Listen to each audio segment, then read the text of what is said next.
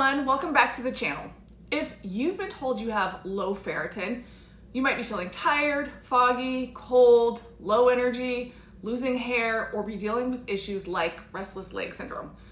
And maybe your doctor handed you a bottle of iron supplements, often something like ferrous sulfate, and said, here's your solution.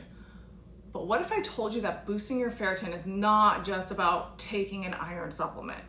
In fact, many iron supplements are really hard on the digestive tract. If that's what your doctor recommended, your doctor might not fully understand iron metabolism because your body is going to be missing key tools that it needs for iron absorption. In this video, I'm going to show you how to raise your ferritin levels naturally by healing your gut, avoiding common mistakes, and giving your body what it actually needs. Let's start with the basics. Your gut is where iron absorption begins. If your gut's inflamed or damaged, you won't absorb iron well.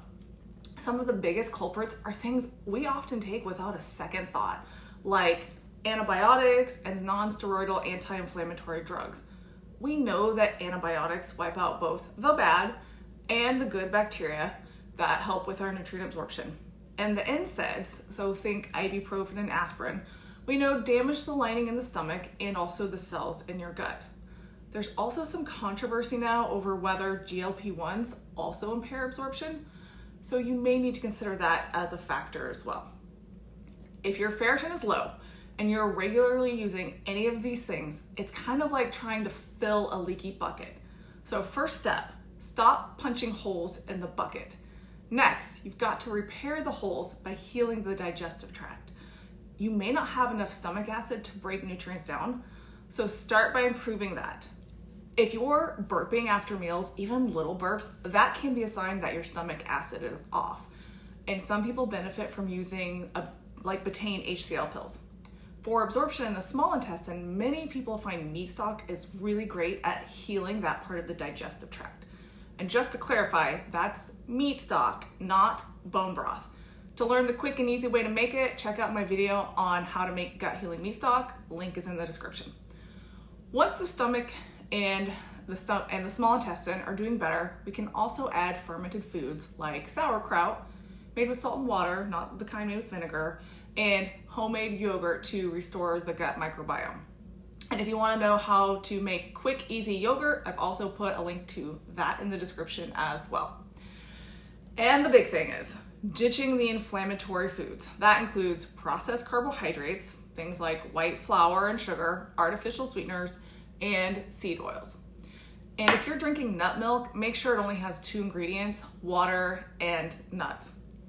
The better your gut, the better your iron absorption. It's not glamorous, it's not fast, but it works. Okay, here's where it gets good. Your body doesn't just need iron. It needs iron metabolism to work. And iron metabolism is a team sport. Let's take a look at the other team players. Copper. It helps load iron into ferritin and gets it to where it's needed. If you've been taking a zinc supplement for a long time, there's a good chance you have created a copper deficiency, which now means your iron absorption is impaired. Another player, vitamin A, to help mobilize the iron. Next player, vitamin C, to help absorb iron. And then we also need B vitamins for red blood cell production and magnesium to support energy and oxygen transportation. So if your doctor just gave you a supplement like ferrous sulfate and nothing else, it's like sending one player onto the field and expecting to win the game. It just doesn't work well that way. Let me give you a client example of how healing the gut raised ferritin. This client came to me, 58 years old, exhausted, loads of digestive issues, and fluctuating between chronic diarrhea and constipation, plus a lot of bloating after her meals. Her ferritin level was sitting at a 12, which is really low. For reference, the lab minimum range is 15 nanograms per milliliter. And instead of having her take an iron supplement, we cleaned up her gut and we focused on nutrient-dense and healing foods. Meat stock, beef liver, eggs, greens, vegetable juices. Natural remedies are a slow burn, so this didn't shoot her levels up overnight. It was several months, but her patience paid off. We saw her ferritin jump from 12 to 124. Not only was her energy back, but she lost 20 pounds. And again, I stress this.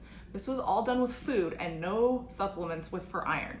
So if you're struggling with low ferritin, don't settle for a one-size-fits-all pill. Support your gut, get your nutrient team together, and work with your body, not against it.